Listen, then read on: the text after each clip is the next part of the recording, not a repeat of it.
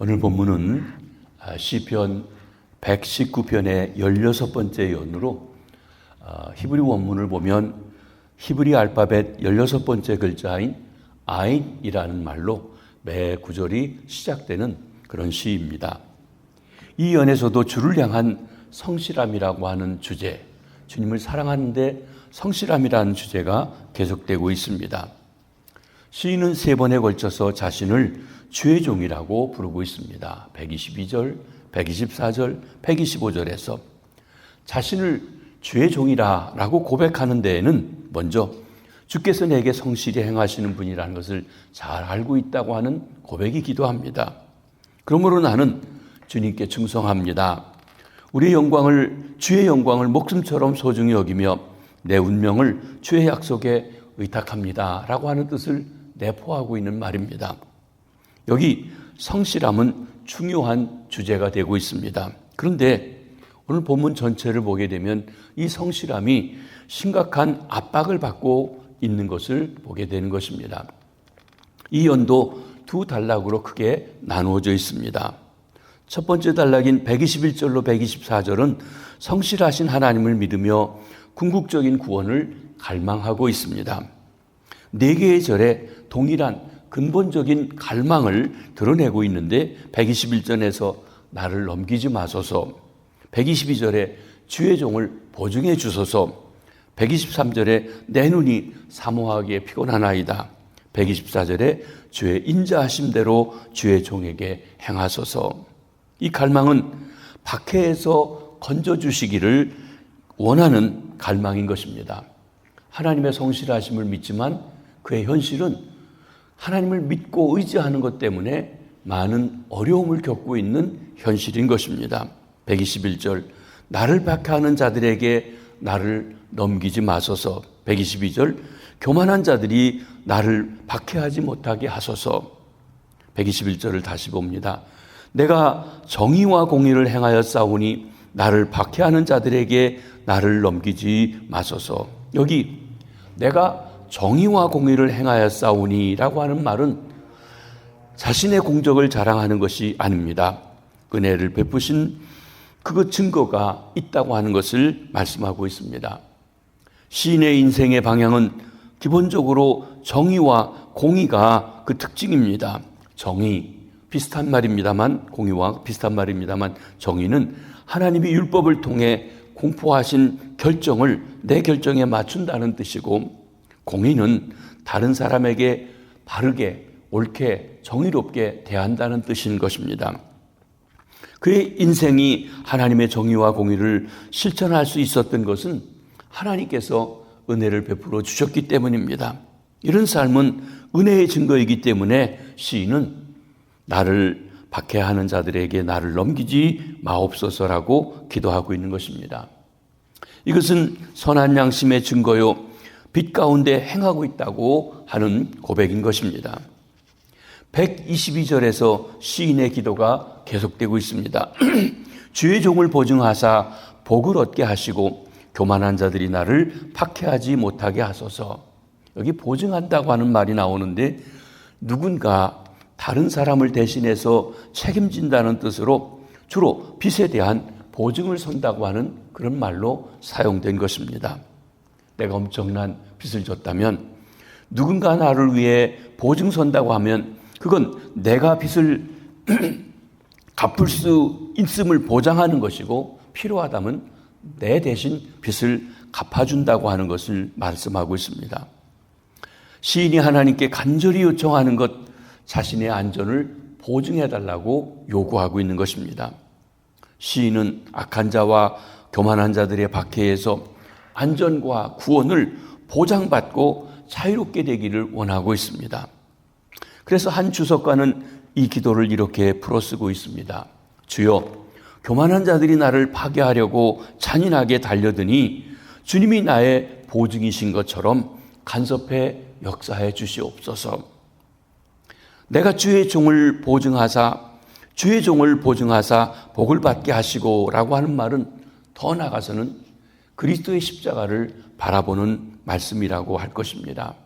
왜냐하면 우리 인간에게 그 죄를 보증해 줄 수 있는 것은 십자가밖에 없기 때문에 그렇습니다. 하나님의 아들 예수 그리스도의 십자가만이 진정 우리의 보증이 되는 것입니다. 내가 갚을 수 없는 죄의 값을 대신 갚아주시는 것. 그래서 우리의 보증이 되십니다. 내가 십자가를 의지하고 나가면 하나님이 나를 옳다 인정해 주시고 받아주시는 보증이 되어지는 것입니다. 그래서 스펄전 목사님은 이 기도에 대해서 이렇게 풀었습니다. 우리 주 예수 그리스도께서 우리를 고소하는 자 사이를 중재하지 않으신다면 우리는 교만한 대적 사탄의 압제에 눌려 파멸하고 말았을 것이다. 그렇습니다. 하나님이 우리를 보증해 주시는 것 얼마나 귀한 일인지요. 특별히 십자가를 통해서 말입니다. 이 보증, 십자가가 있을 때만 시인과 우리는 박해자들로부터 안전하고 더 이상 교만한 자들의 핍박을 받지 않게 됩니다. 그리해서 시인은 전심을 다해 간절하게 자신을 보증해 주시도록 기도하고 있는 것입니다. 우리도 하나님의 보증을 구하여야 할 것입니다. 123절입니다.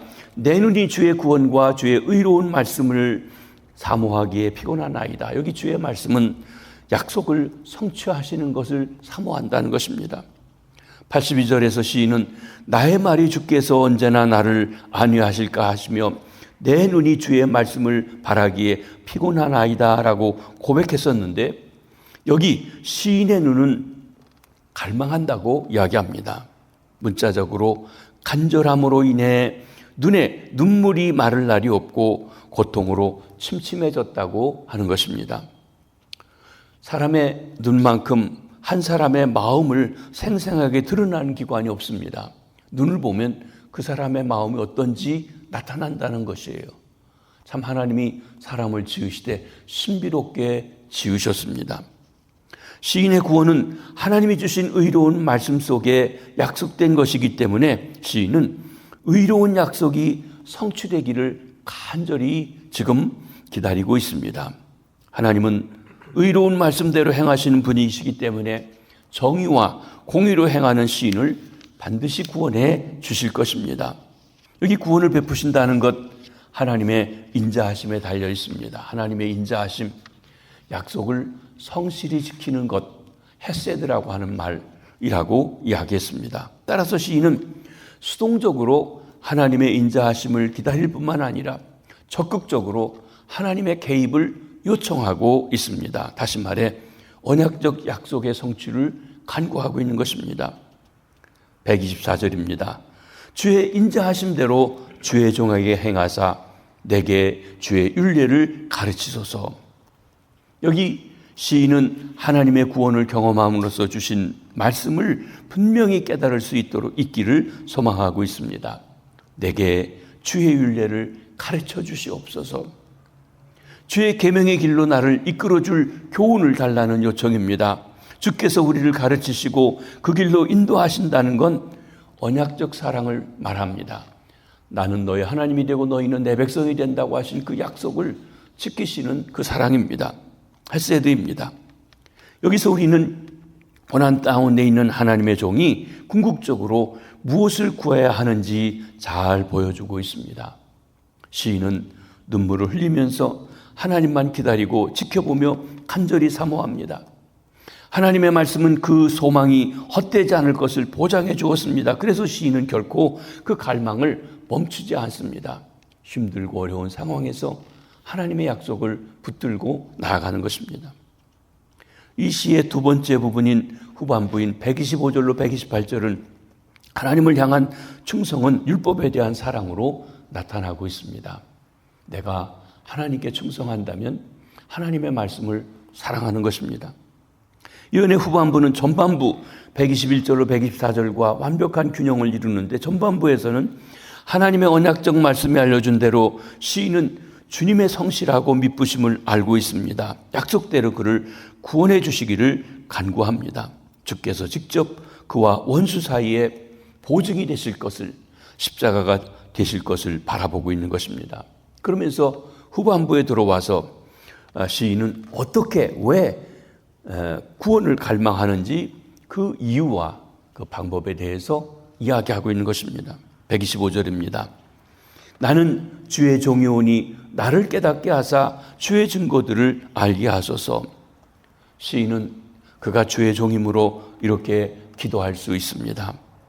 직접 경험하고 그 길로 행함으로 주의 증거들을 알게 하시고 관찰자가 아니라 직접 참여자로 주의 증거들을 알게 하시옵소서. 누가 은혜 받았다더라, 목사님이 그렇다더라가 아니라 내가 그 하나님을 체험할 수 있도록 직접적인 체험을 구하고 있는 것입니다. 여기서 깨닫는다라고 하는 말은 내면에서부터 변화된다는 뜻을 말씀하고 있습니다. 126절입니다. 그들이 주의 법을 폐하여 싸우니 지금은 여호와께서 일하실 때니이다. 이는 혹격을 사용해서 얘기하면 오 주여 지금은 당신이 일하실 때입니다 라고 그렇게 번역할 수도 있을 것입니다. 참으로 담대한 요구라고 할 것입니다. 주 하나님이여 우주의 창조주시여 이제 자리에서 일어나셔서 이 땅을 심판하시고 악인들을 심판해 주소서. 그럴 때입니다. 참으로 대단한 배짱으로 하나님께 요구하고 있는 것입니다. 근데 신약에 와서 우리 주님의 가르쳐 주신 기도 속에 이 기도가 우리에게 있는 것 압니다. 주의 나라가 임하시옵소서. 뜻이 하늘에서 이룬 것처럼 땅에서 이루어지기를 원합니다. 이 기도는 하나님이 지금 일해달라고, 다스려달라고, 역사해달라고 하는 것입니다. 또 우리 신약 성경이 맨 끝날 때 뭐라고 외칩니까? 아멘 주여 오시옵소서. 주님이 오셔서 모든 것을 바르게 해 주시옵소서. 이것을 보면 구약이나 신약이나 하나님의 임재하심을 간구하고 있는 것입니다. 그러면 이 기도를 드리는 이유를 무엇입니까? 왜 이런 기도를 드립니까?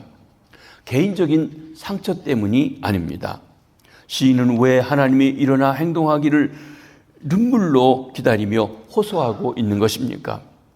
우리는 그가 고통스러운 시간을 보내고 있기 때문이라고 생각하기 쉽습니다. 그러나 시인이 제시하는 이유는 다른 데 있습니다.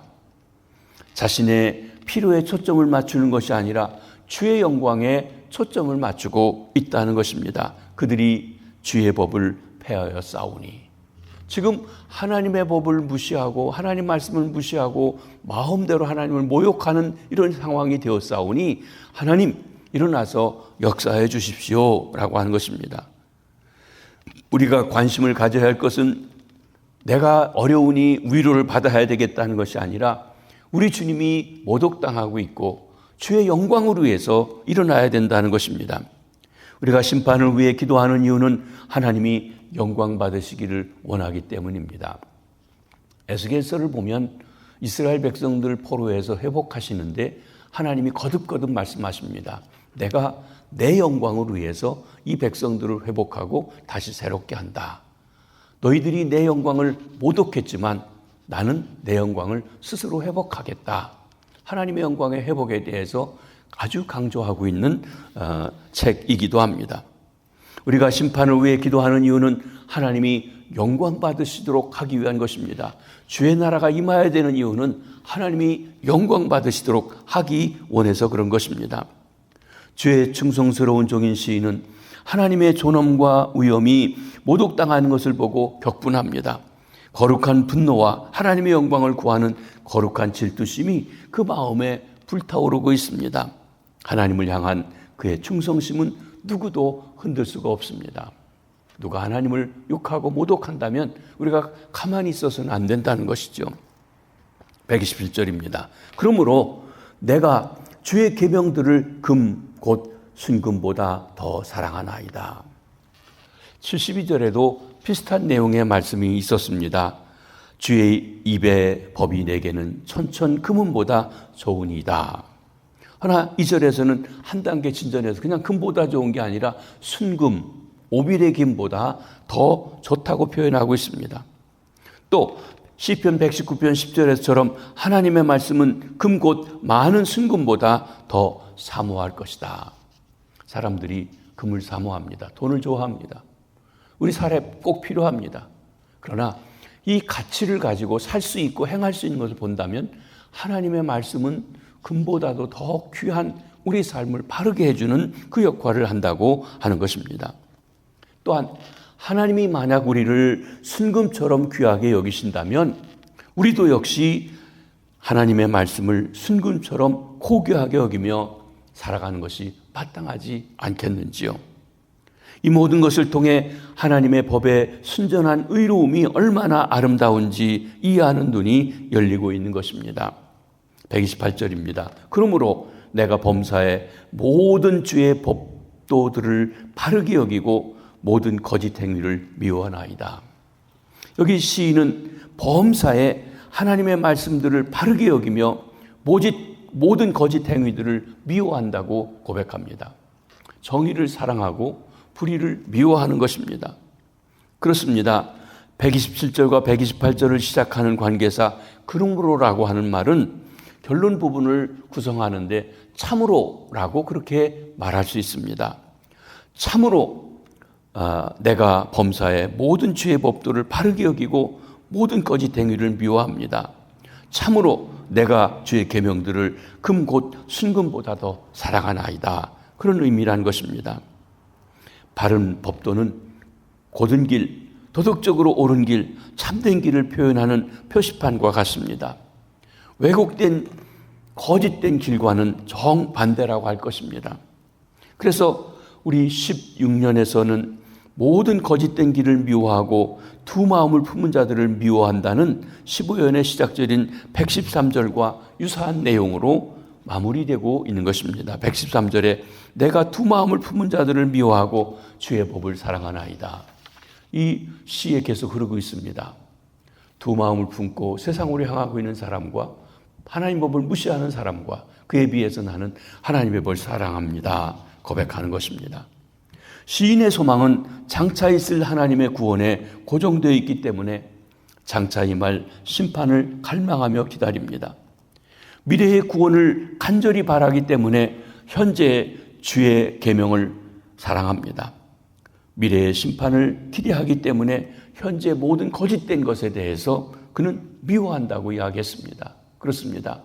잠깐의 이익이 아니라 궁극적인 하나님의 역사를 바라보면서 하나님 앞에 올바로 설 수 있는 것이 무엇인지를 그는 보고 악을 미워하고 하나님의 법을 사랑한다고 고백하는 것입니다.